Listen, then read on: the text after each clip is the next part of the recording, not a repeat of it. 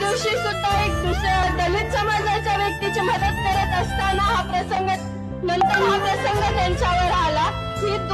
ही जी आज वेळ माझ्यावर किंवा माझ्या कुटुंबावर आहे, ही वेळ कोणत्याही दुसऱ्या कुटुंबावर येऊ नये याची मी म्हणजे आपण सर्व याची दक्षता घेऊ।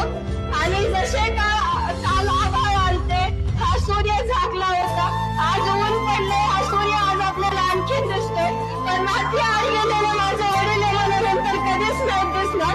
आणि त्यांचं हे बलिदान आपण व्यर्थ न जाता तुम्ही सर्व म्हणजे आपण सर्व एक आहोत, तुम्ही पण सर्वांनी एक या, माझ्या सोबत राहा, माझ्या कुटुंबासोबत, आणि माझ्या वडिलांना न्याय मिळवून